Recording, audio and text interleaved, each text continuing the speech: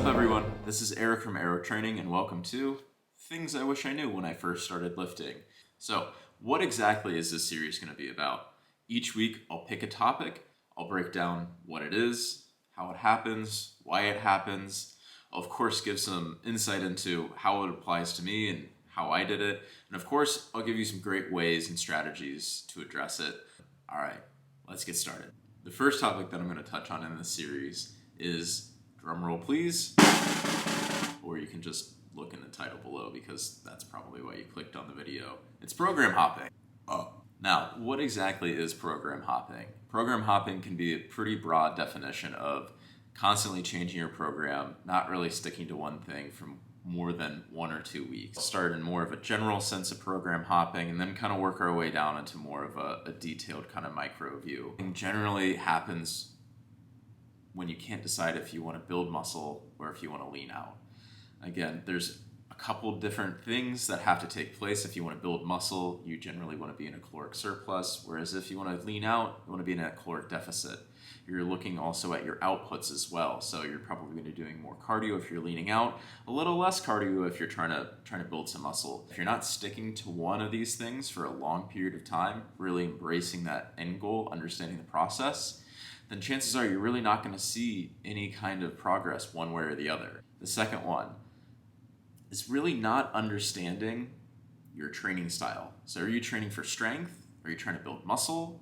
Are you trying to train for muscular endurance? Really hone in on what you're trying to train for. Understand what you want your outcome goal to be. Are you trying to compete in a bodybuilding show? Are you trying to compete in a powerlifting meet? Are you trying to maybe compete in an Ironman?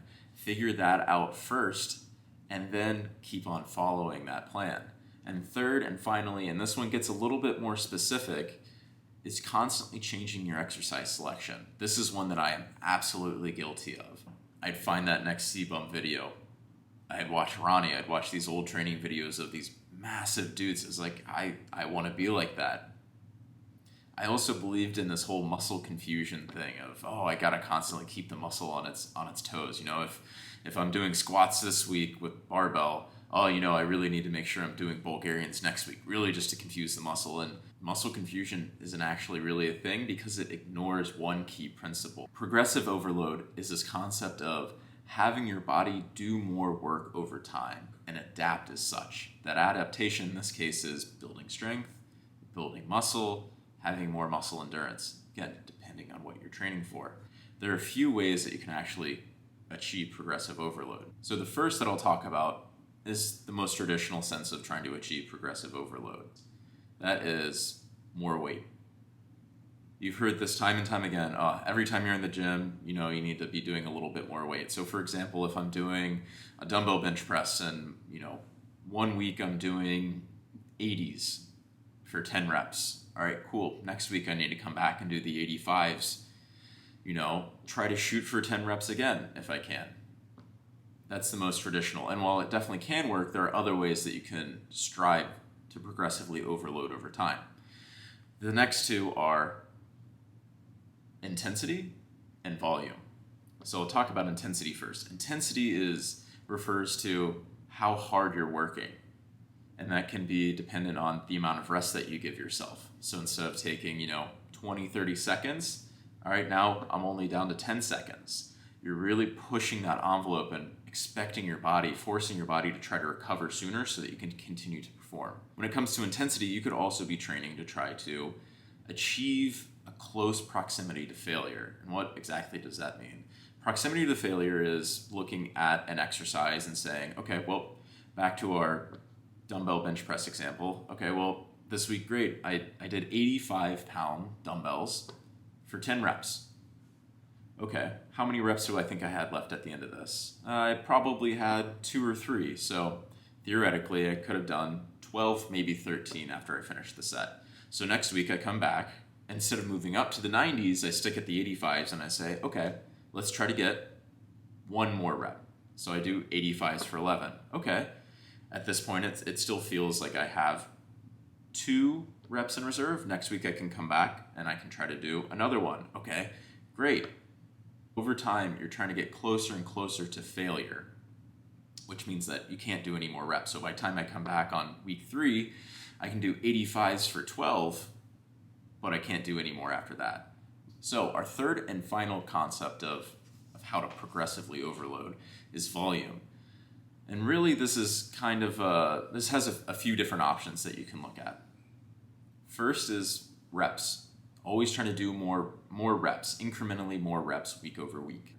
The second is more sets. You can always build in more sets. And whether that's just an additional straight set, a superset, some rest pauses, things like that, anything to generate more volume is going to result in more stimulus to the muscle. And then third and finally is this concept of frequency. How often are you hitting this muscle? For example, for me, I'm trying to bring up my side delt, so that's a muscle that recovers pretty quickly. So, at the beginning of my block, sometimes I'm starting hitting it 2 times a week, and then I ramp it up to 3, and sometimes I'll even get to 4, depending on how I'm recovering. So those are all really good ways that you can progressively overload over time. So you can start to see why progressive overload goes hand in hand with sticking with the same program for a long time. You want to be doing a lot of the same exercises with more load, more volume, more intensity over a period of time to really make sure that you're driving those adaptions. There is a better way to program. Really focus on building that program that fits you. So, what are some of the ways that you can do this? Hone in on your approach. What are you trying to train for? Again, think about it. Do I want to build a lot of muscle? Am I trying to get really strong? Do I want to compete in an Ironman or a triathlon and I need more muscular endurance? Find what you want to achieve and build your program around that. Determine how you want to train. Are you more of a high rep, low rep? Do you like resistance training? Do you not like resistance training? Figure out what you like to do. If you don't like your program, you're not going to stick to it. You're going to dread going to the gym every day. You're not going to enjoy it. So hone in on what you actually like.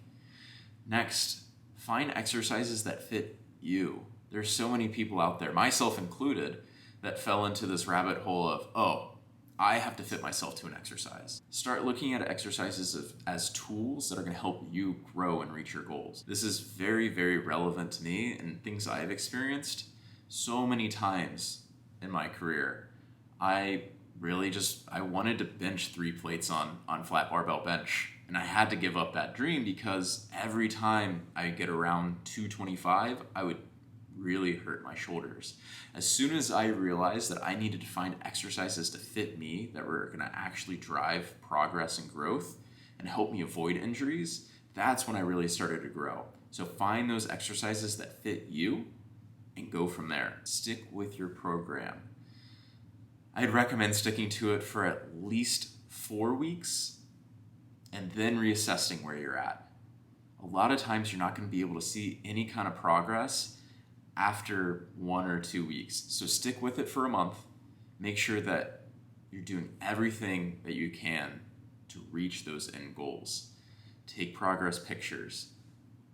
Make sure that you're getting good sleep, good nutrition, managing your stress, controlling as many variables as you can so that you can look back at the end of your program and say, wow, this exercise worked really well for my chest.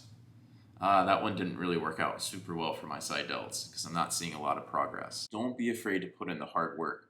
I already talked about controlling variables, which can be difficult.